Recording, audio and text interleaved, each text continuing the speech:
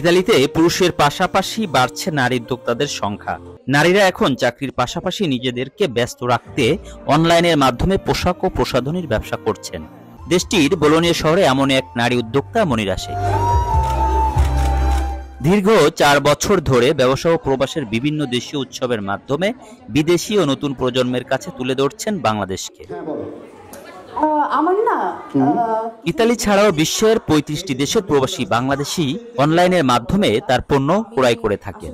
গেল শনিবার প্রতিষ্ঠানটি ৪ বছর পদার্পণ উপলক্ষে বিদেশিদের কাছে বাংলাদেশকে তুলে ধরতে চতুর্থবারের মতো জমকলা আয়োজনের মধ্য দিয়ে অনুষ্ঠিত হল ফ্যাশন ডে ২০২৪। চলতি বছরের ফ্যাশন শোতে দেশীয় পোশাকে ১০ জন প্রবাসী বাংলাদেশি নারী অংশগ্রহণ করেন, যা বিদেশিদের কাছে বেশ প্রশংসনীয় ছিল।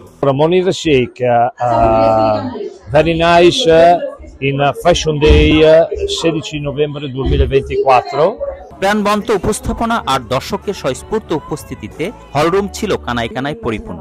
ইতালির বিভিন্ন শহর থেকে নারী উদ্যোক্তা, সামাজিক, রাজনৈতিক নেতৃবৃন্দ সহ স্থানীয়রা অংশ নেন এই আয়োজনে। নারী উদ্যোক্তাদের আমি মনে করি আজকের যেই প্রোগ্রাম, সেখানে আমাদের সকলের উপস্থিতি হওয়া এবং ওনাদেরকে সহযোগিতা করা। এই ফ্যাশন টেস্টটা যখন করা হয় তখন ছোট্ট পরিসর ছিল, এই ছোট্ট পরিসর থেকে আজকে অনেক বড় হয়েছে। শুধু বোলোনিয়া নয়, একটু আগে আপনারা শুনতে পেরেছেন যে ৩৫টা দেশ থেকে তাদের মাধ্যমে ইমেল আসে। আমি দোয়া করি সমগ্র বিশ্ব থেকে যেন তাদের এই ফ্যাশন উইক ছড়িয়ে পড়ে। প্রধান অতিথি হিসেবে উপস্থিত ছিলেন সুদূর যুক্তরাজ্য থেকে আগত নারী উদ্যোক্তা শাহনাজ শিমুল।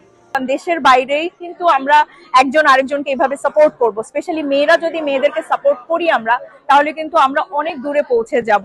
বোলোনিয়া ফ্যাশন উইকের স্বত্বাধিকারী মনিরা শেখ প্রবাসে বিদেশিদের কাছে নিজ দেশের কৃষ্টি কালচার তুলে ধরার জন্য জানান, আজকে এই আয়োজনটা করেছি, আয়োজনটা সার্থক হয়েছে আমার। আপনারা সবাই এসে আমার পরিবেশটা সুন্দর করে দিয়েছেন, সবাইকে অনেক ধন্যবাদ।